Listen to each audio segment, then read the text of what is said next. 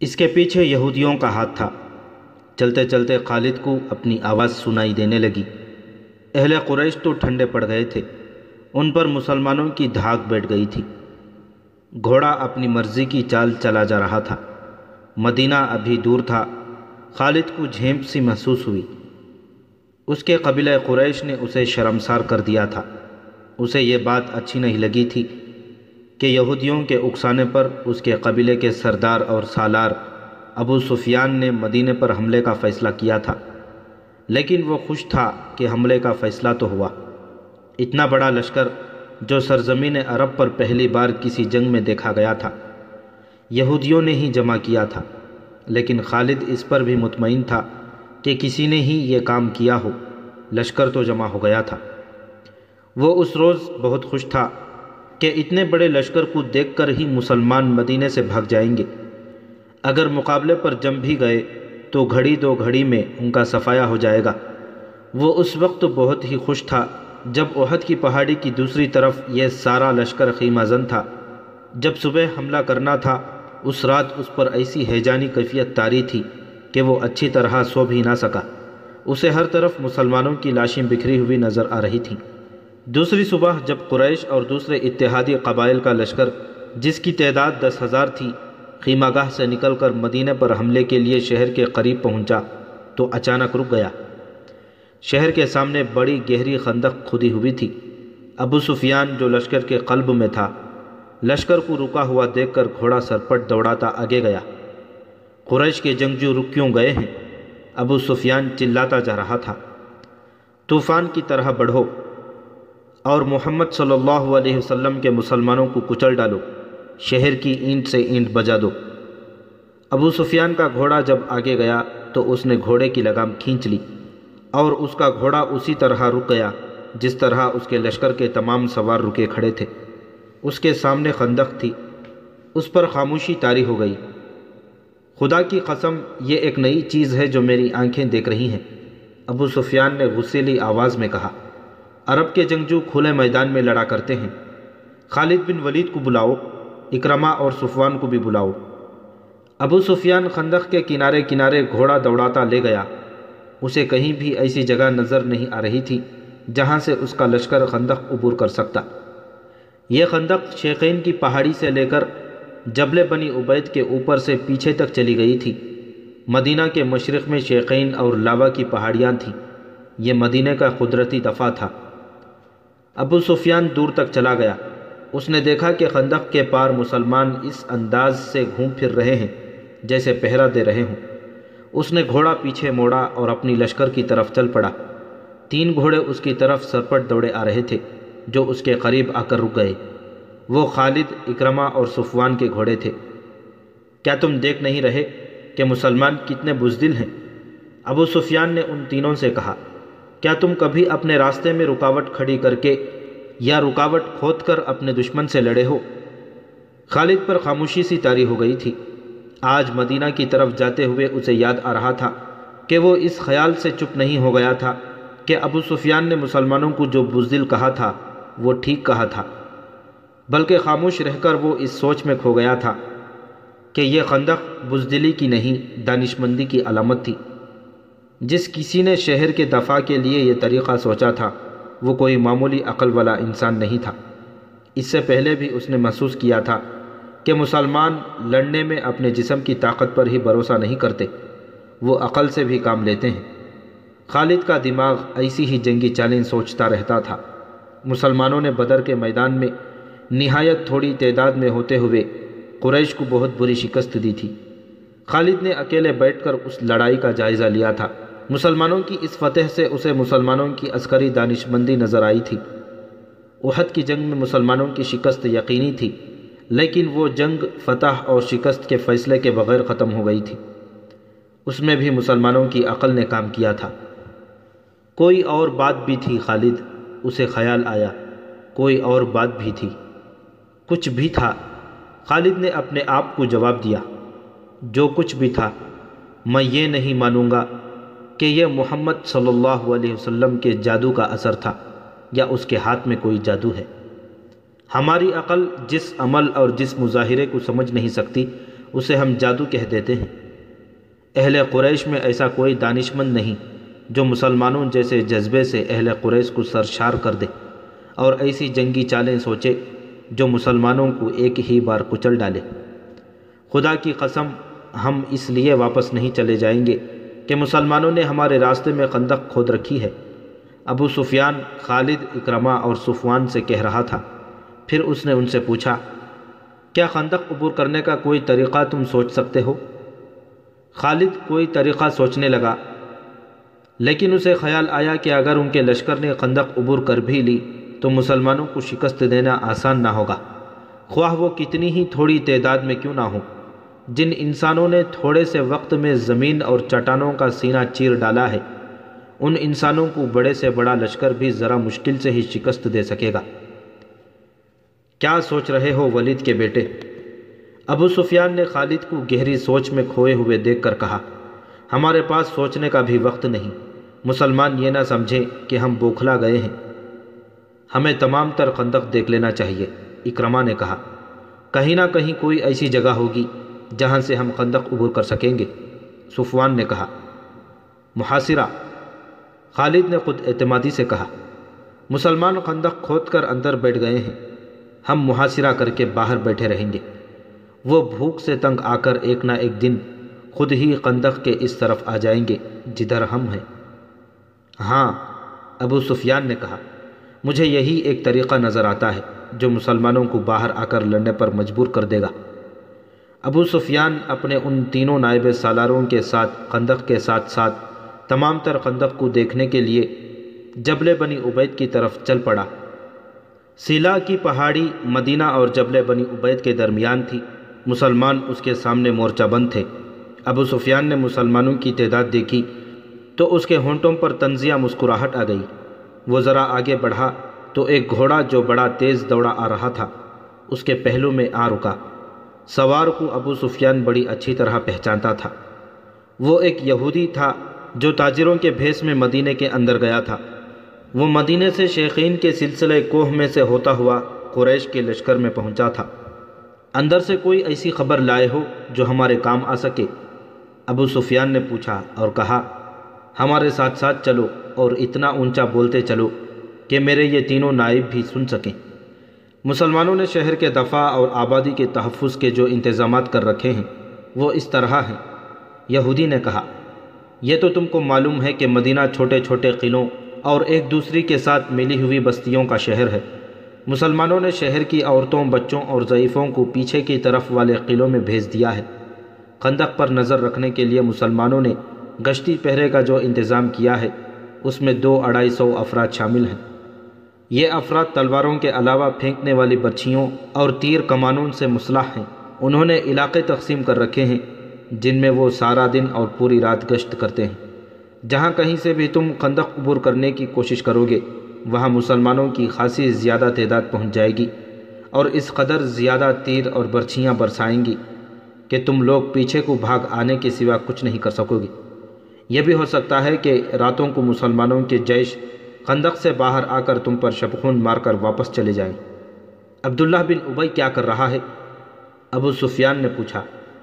اے قریش کے سردار، یہودی جاسوس نے کہا، اتنی عمر گزار کر بھی تم مسلمانوں کو سمجھنے کے قابل نہیں ہو سکے۔ عبداللہ بن ابی منافق ہے، مسلمان اسے جماعت منافقین کا سردار کہتے ہیں اور ہم اسے یہودیت کا غدار سمجھتے ہیں۔ اس نے مسلمان ہو کر ہم سے غداری کی تھی، مسلمانوں میں جا کر اس نے تمہارے حق میں انہیں دھوکے دیے۔ اگر احد کی جنگ میں تم جیت جاتے تو وہ تمہارے ساتھ ہوتا، مگر مسلمانوں کا پلہ بھاری دیکھ کر اس نے تم سے بھی اور یہودیوں سے بھی نظریں پھیر لی ہیں۔ تمہیں ایسے آدمی پر بھروسہ نہیں کرنا چاہیے جو کسی مذہب کا پیروکار اور وفادار نہ ہو۔ اور حی بن اخطب کہاں ہے؟ ابو سفیان نے پوچھا۔ وہ کچھ نہ کچھ کر رہا ہوگا، یہودی جاسوس نے جواب دیا۔ مدینہ میں ابھی میرے ساتھی موجود ہیں، وہ مسلمانوں کو جس قدر نقصان پہنچا سکیں پہنچائیں گے۔ خالد کو آج مدینے کی طرف جاتے ہوئے اس یاد سے خفت سی محسوس ہو رہی تھی کہ مکے سے مدینے کو کوچ کے وقت جب اس نے اپنے ساتھ 10,000 کا لشکر دیکھا تھا تو اس کی گردن اونچی ہو گئی اور سینہ پھیل گیا تھا، لیکن مدینے کے سامنے آ کر 10,000 کا لشکر ریت کے ٹیلوں کی طرح بے جان سا نظر آنے لگا تھا۔ اسے محاصرے کا منظر یاد آنے لگا۔ لشکر کا جو حصہ اس کی زیر کمان تھا اسے اس نے بڑے اچھے طریقے سے محاصرے کی ترتیب میں کر دیا تھا۔ یہ محاصرہ 22 روز تک رہا۔ پہلے 10 دنوں میں ہی شہر کے اندر مسلمان خوراک کی کمی محسوس کرنے لگے، لیکن اس سے قریش کو کوئی فائدہ نہیں پہنچ سکتا تھا، کیونکہ وہ اپنے ساتھ خوراک اور رسد بہت کم لائے تھے۔ ان کے وہم و گمان میں بھی نہیں تھا کہ انہیں مسلمان اپنے محاصرے میں لمبے عرصے کے لیے بٹھا لیں گے۔ خوراک کی جتنی کمی شہر والے محسوس کر رہے تھے، اس سے کچھ زیادہ کمی قریش کے لشکر میں اپنا اثر دکھانے لگی تھی۔ سپاہیوں میں نمایاں طور پر بے چینی نظر آنے لگی۔ مورخ ابن ہشام نے لکھا ہے کہ اس کیفیت میں کہ شہر میں خوراک کا کوئی ذخیرہ نہ تھا اور لوگوں کو روزانہ نصف خوراک دی جا رہی تھی، منافقین اور یہودی تخریب کار درپردہ حرکت میں آ گئے۔ کوئی بھی نہ جان سکا کہ یہ آواز کہاں سے اٹھی ہے، لیکن یہ آواز سارے شہر میں پھیل گئی۔ محمد صلی اللہ علیہ وسلم ہمیں کیسی بری مصیبت مروانے کا بندوبست کر رہا ہے۔ ایک طرف وہ کہتا ہے کہ بہت جلد قیصر و کسریٰ کے خزانے ہمارے قدموں میں پڑے ہوں گے، دوسری طرف ہم نے اس کی نبوت کا یہ اثر بھی نہ دیکھا کہ آسمان سے ہمارے لیے خوراک اترے۔ لوگوں نے اسلام تو قبول کر لیا تھا، لیکن وہ گوشت پوست کے انسان تھے، وہ پیٹ کی آوازوں سے متاثر ہونے لگے۔ آخر ایک آواز نے انہیں پیٹ کے بھوت سے آزادی دلا دی۔ کیا تم خدا سے یہ کہو گے کہ ہم نے اپنے پیٹ کو خدا سے زیادہ مقدس جانا تھا؟ یہ ایک رات کی کڑک کی طرح آواز تھی جو مدینہ کے گلی کوچوں میں سنائی دینے لگی۔ آج خدا کو وہ لوگ عزیز ہوں گے جو اس کے رسول صلی اللہ علیہ وسلم کے ساتھ بھوکے اور پیاسے جانیں دے دیں گے۔ خدا کی قسم، اس سے بڑی بزدلی اور بے غیرتی مدینے والوں کے لیے اور کیا ہوگی کہ ہم اہل مکے کے قدموں میں جا گریں اور کہیں کہ ہم تمہارے غلام ہیں، ہمیں کچھ کھانے کو دو۔ رسول اکرم صلی اللہ علیہ وسلم شہر کے دفاع میں اس قدر سرگرم تھے کہ آپ صلی اللہ علیہ وسلم کے دن اور رات ایک ہو گئے تھے۔ آپ صلی اللہ علیہ وسلم اللہ کے محبوب نبی تھے۔ آپ چاہتے تو معجزے بھی رونما ہو سکتے تھے، لیکن آپ کو احساس تھا کہ ہر آدمی پیغمبر اور رسول نہیں، نہ کوئی انسان آپ صلی اللہ علیہ وسلم کے بعد نبوت اور رسالت کا درجہ حاصل کر سکے گا۔ اس لیے آپ صلی اللہ علیہ وسلم ان انسانوں کے لیے یہ مثال قائم کر رہے تھے کہ انسان اپنی ان لازوال جسمانی اور نفسیاتی قوتوں کو جو خداوند تعالیٰ نے اسے عطا کی ہیں استقلال اور ثابت قدمی سے استعمال کرے تو وہ معجزہ نما کارنامے انجام دے سکتا ہے۔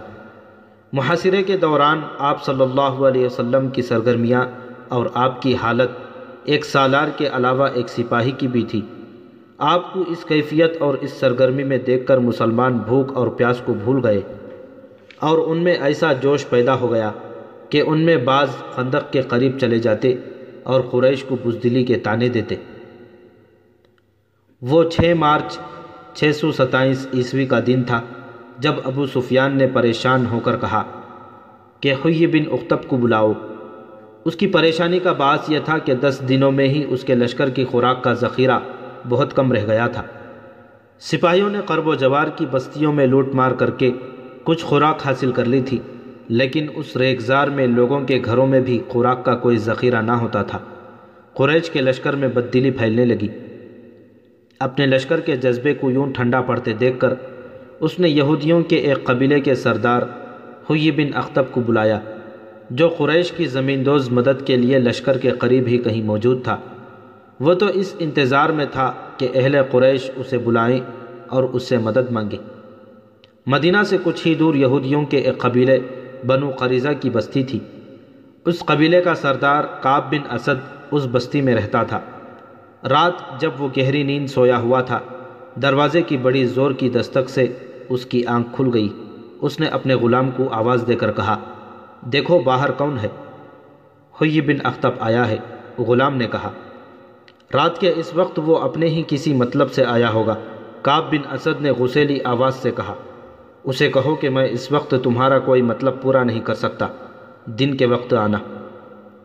بنو قریظہ یہودیوں کا وہ قبیلہ تھا جس نے مسلمانوں کے ساتھ دوستی کا اور ایک دوسرے کے خلاف جنگ نہ کرنے کا معاہدہ کر رکھا تھا۔ اس معاہدے میں یہودیوں کے دوسرے دو قبیلے بنو قینقاع اور بنو نذیر بھی شامل تھے، لیکن ان دونوں قبیلوں نے اس معاہدے کے خلاف ورزی کی تھی اور مسلمانوں نے انہیں وہ سزا دی تھی کہ وہ لوگ شام کی طرف بھاگ گئے تھے۔ صرف بنو قریظہ تھا جس نے معاہدے کو برقرار رکھا اور اس کا احترام کیا۔ مسلمان جنگ خندق میں اس قبیلے کی طرف سے ذرا سا بھی خطرہ محسوس نہیں کر رہے تھے۔ حیy بن اخطب بھی یہودی تھا۔ وہ کعب بن اسد کو اپنا ہم مذہب بھائی سمجھ کر اس کے پاس گیا تھا۔ وہ کعب بن اسد کو مسلمانوں کے خلاف اکسانا چاہتا تھا، اس لیے وہ غلام کے کہنے پر بھی وہاں سے نہ ہٹا۔ کعب بن اسد نے پریشان ہو کر اسے اندر بلا لیا۔ میں جانتا ہوں کہ تم اس وقت میرے پاس کیوں آئے ہو، کعب بن اسد نے حیy سے کہا۔ اگر تم ابو سفیان کے کہنے پر آئے ہو تو اسے کہہ دو کہ ہم نے مسلمانوں کے ساتھ جو معاہدہ کیا ہے اس پر مسلمان پوری دیانتداری سے قائم ہیں۔ وہ ہمیں اپنا حلیف سمجھتے ہیں اور انہوں نے ہمیں پورے حقوق دے رکھے ہیں۔ کعب بن اسد ہوش میں آ، حیy بن اخطب نے کہا، بنو قینقاع اور بنو نذیر کا انجام دیکھ لے۔ مسلمانوں کی شکست مجھے صاف نظر آ رہی ہے۔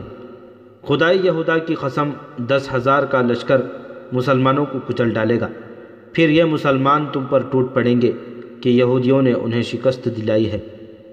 تم چاہتے کیا ہو؟ کعب بن اسد نے پوچھا۔ قریش کے لشکر کا ایک حصہ پہاڑیوں کے پیچھے سے تمہارے پاس پہنچ جائے گا، حیy نے کہا۔ تمہاری موجودگی میں یہ سپاہی مسلمانوں پر عقب سے حملہ نہیں کر سکتے۔ تم اپنے قبیلہ سمیت قریش سے مل جاؤ اور مسلمانوں پر اس طرح حملہ کرو کہ تمہیں جم کر نہ لڑنا پڑے، بلکہ ضرب لگا کر پیچھے ہٹ آؤ۔ اس سے قریش کو یہ فائدہ ہوگا کہ مسلمانوں کی توجہ خندق سے ہٹ جائے گی اور قریش کا لشکر خندق عبور کر لے گا۔ اگر میں تمہاری بات مان لوں اور ہمارا حملہ وہ کام نہ کر سکے جو تم چاہتے ہو تو جانتے ہو مسلمان ہمارے ساتھ کیا سلوک کریں گے، کعب بن اسد نے کہا۔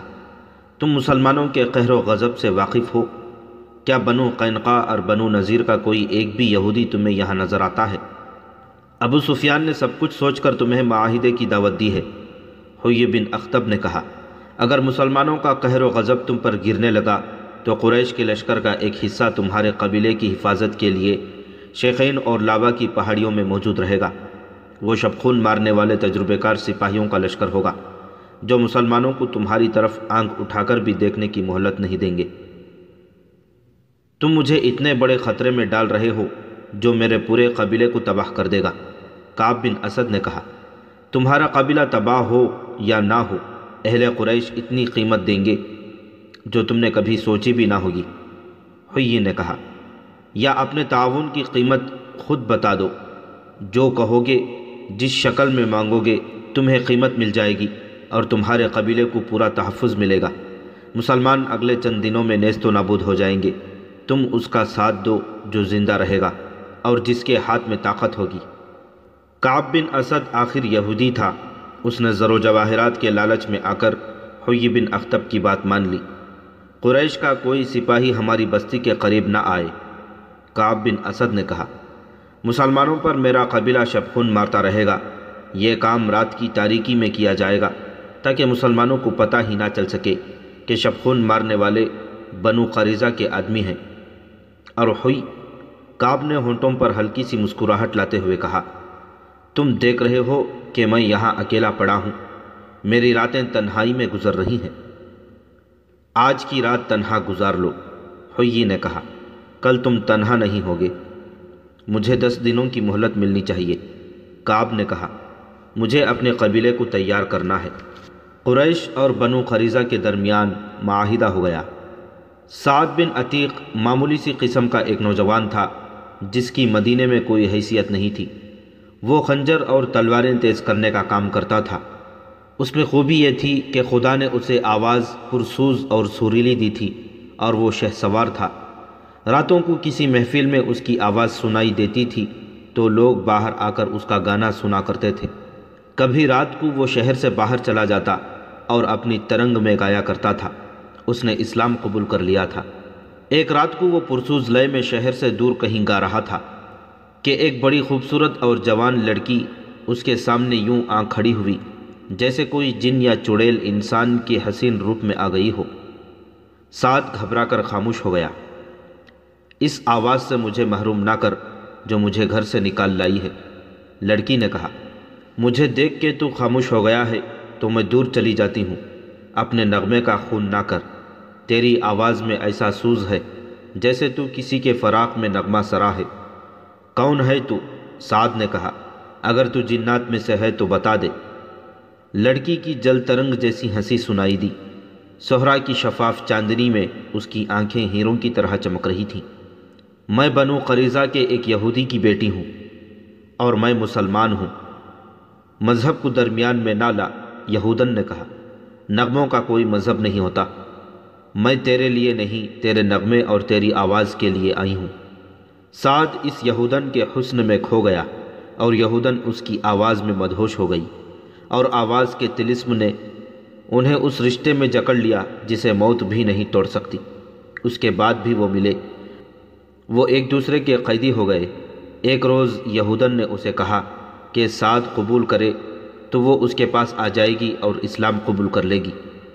2-3 روز ہی گزرے تھے کہ مدینہ محاصرے میں آ گیا۔ سعد بن عتیق کا کام بڑھ گیا۔ اس کے پاس تلواریں، خنجر اور برچیوں کی انیاں تیز کروانے والوں کا ہجوم رہنے لگا۔ وہ راتوں کو بھی کام کرتا تھا۔ ایک روز یہ یہودن اپنے باپ کی تلوار اٹھائے اس کے پاس آئی۔ تلوار تیز کرانے کے بہانے آئی ہوں، یہودن نے کہا۔ آج ہی رات یہاں سے نکلو ورنہ ہم کبھی نہ مل سکیں گے۔ کیا ہو گیا ہے؟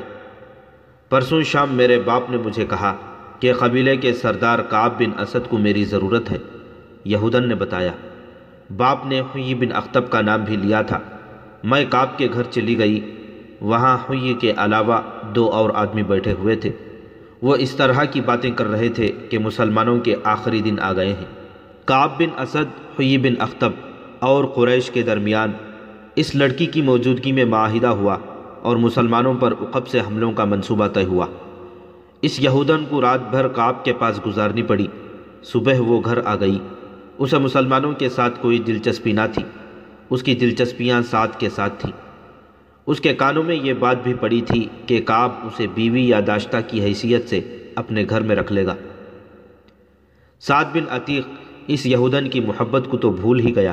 اس نے یہودن کو گھر بھیج دیا اور ایک بزرگ مسلمان کو بتایا کہ کعب بن اسد نے حیی کے کہنے پر قریش کے ساتھ معاہدہ کیا ہے۔ اس بزرگ نے یہ اطلاع اوپر پہنچا دی اور رسول اکرم صلی اللہ علیہ وسلم کو بتا گیا کہ بنو قریظہ نے بنو قینقاع اور بنو نذیر کی طرح اپنا معاہدہ توڑ دیا ہے۔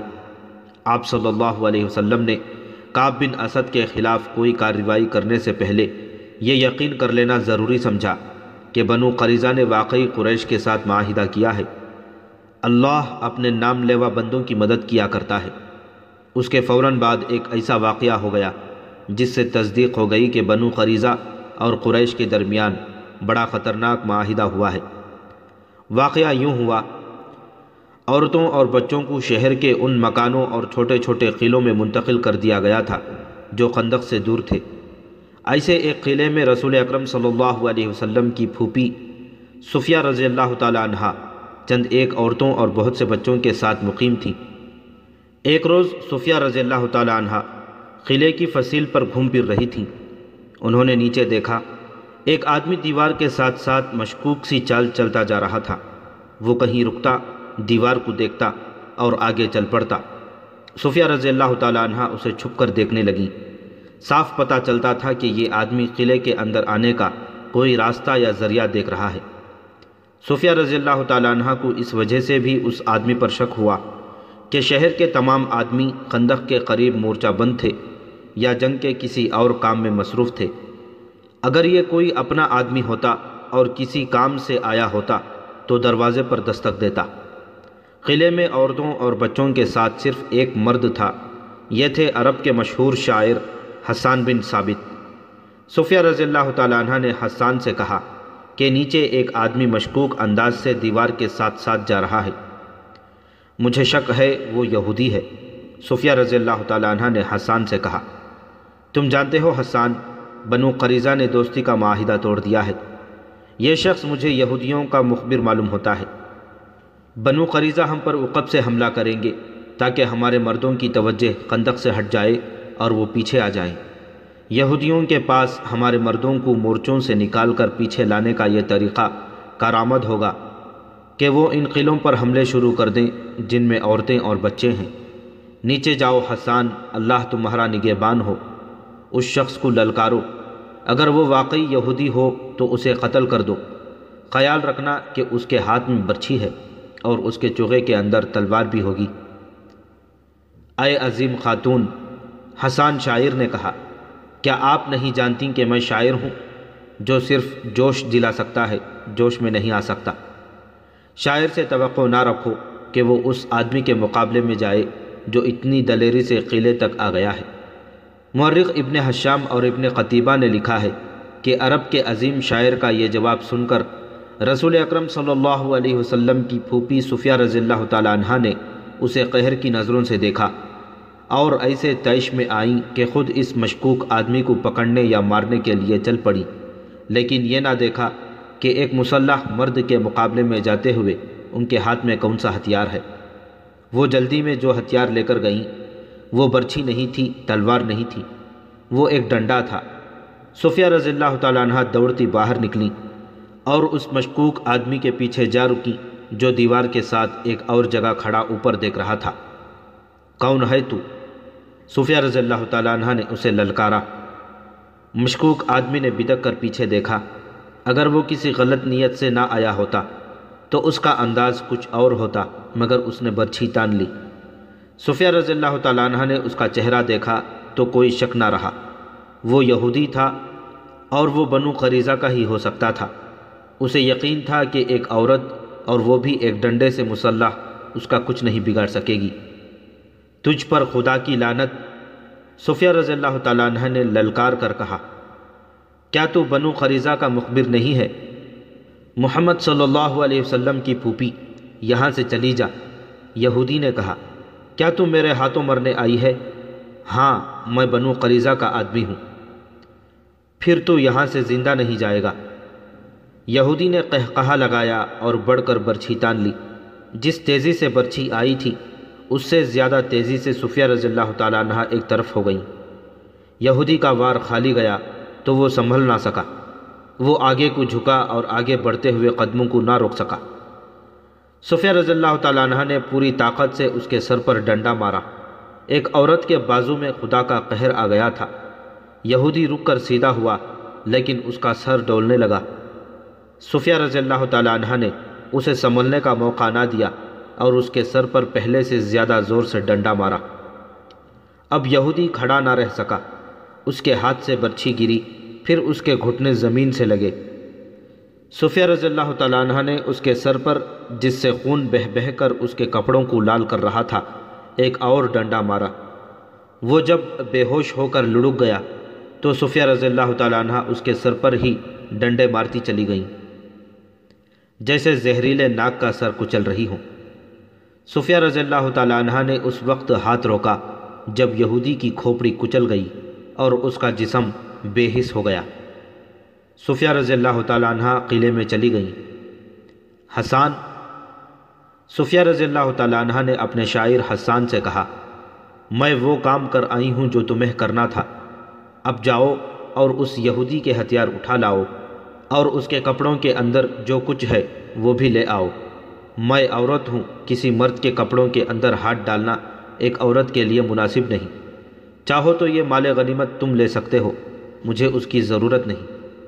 اللہ آپ کی عصمت و عفت کی حفاظت کرے، حسان نے شاعروں کی مسکراہٹ سے کہا، مال غنیمت کی ضرورت مجھے بھی نہیں، اور حسان وہاں سے کھسک گیا۔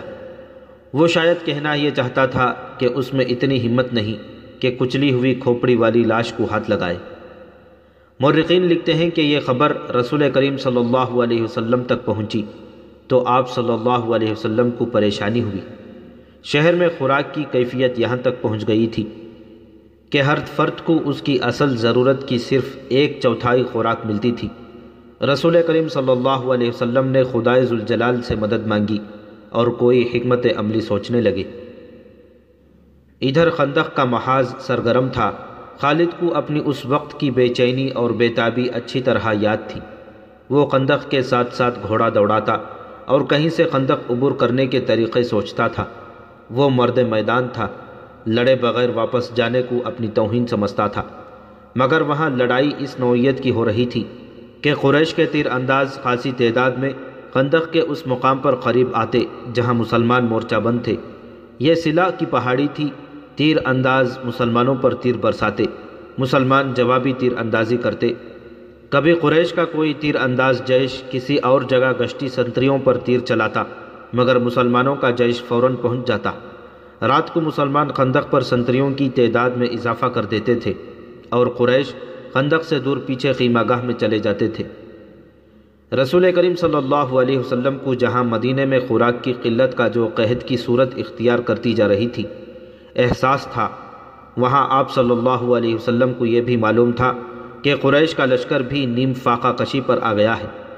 یہ وہ کیفیت ہوتی ہے جو انسانوں کو ایک دوسرے کی شرائط ماننے پر اور معاہدوں اور سمجھوتوں پر مجبور کر دیتی ہے۔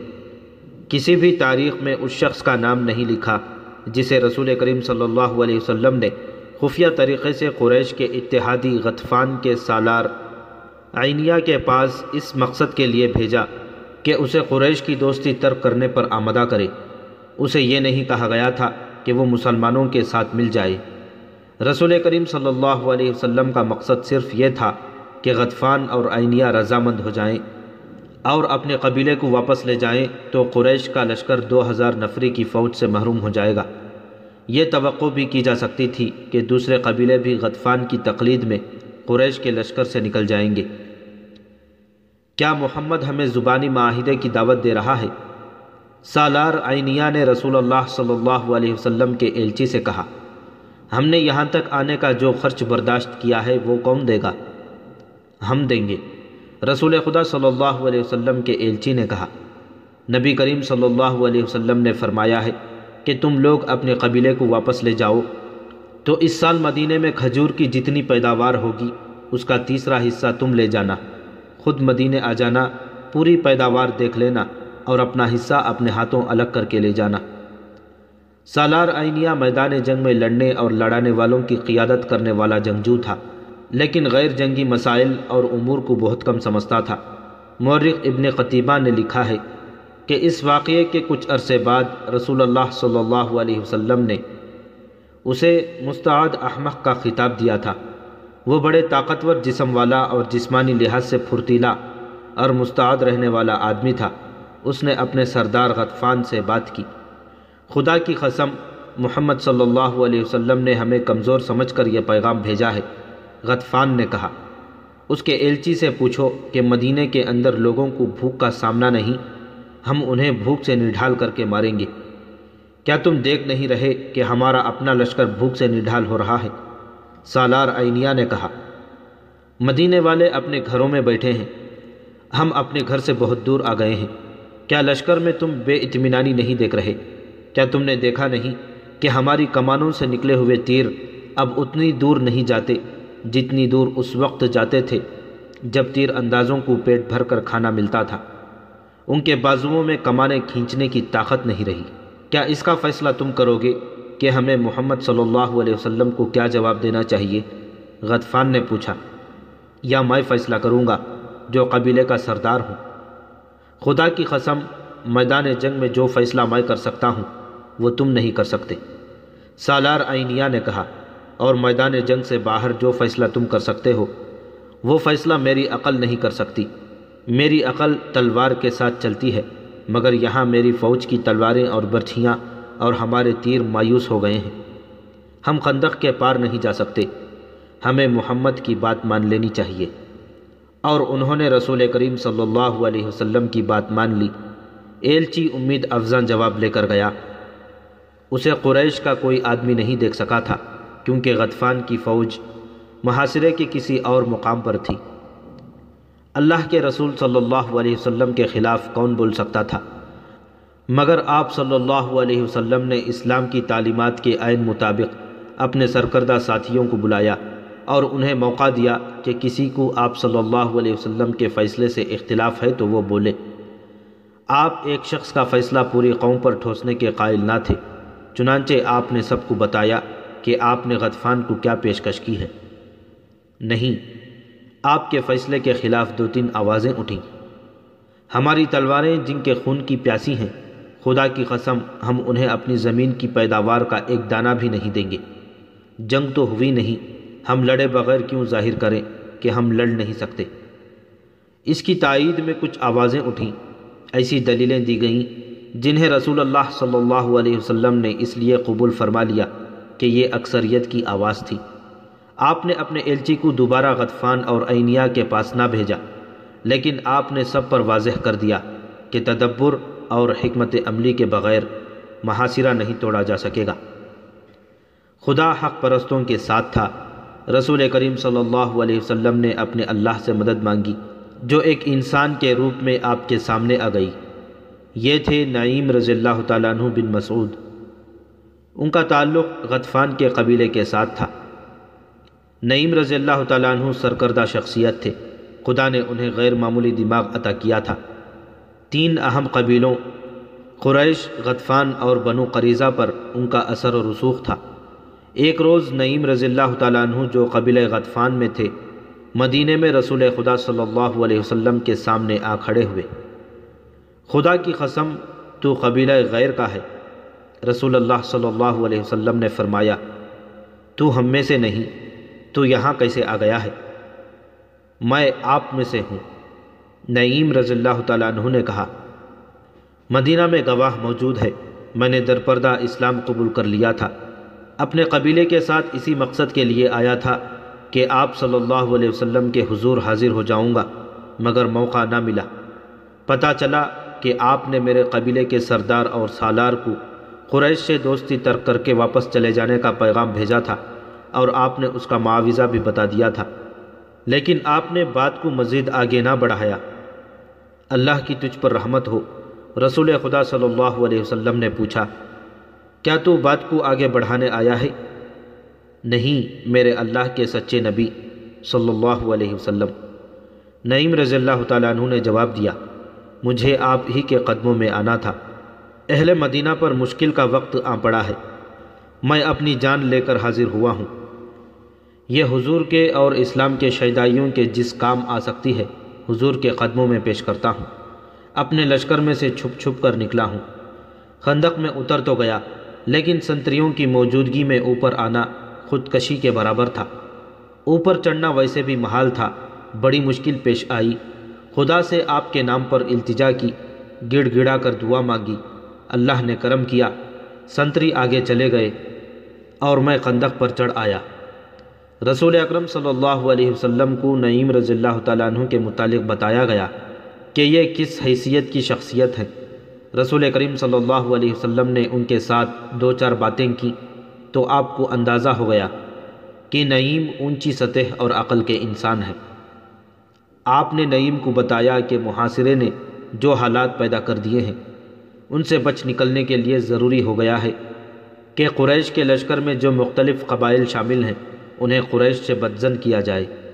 اس کا طریقہ یہ ہے کہ 2-3 قبائل کے ساتھ خفیہ معاہدے کر لیے جائیں۔ یا رسول اللہ صلی اللہ علیہ وسلم، نعیم رضی اللہ تعالیٰ عنہ نے کہا، اگر میں یہ کام اپنے طریقے سے کر دوں تو کیا حضور صلی اللہ علیہ وسلم مجھ پر اعتماد کریں گے؟ تجھ پر اللہ کی رحمت ہو نعیم۔ رسول اللہ صلی اللہ علیہ وسلم نے فرمایا، میں تجھے اور تیرے نیک ارادوں کو اللہ کے سپرد کرتا ہوں، میں واپس اپنے قبیلے میں چلا جاؤں گا۔ نعیم رضی اللہ تعالیٰ عنہ نے کہا، لیکن یہ نہیں بتاؤں گا کہ میں مدینہ میں آیا تھا۔ یہاں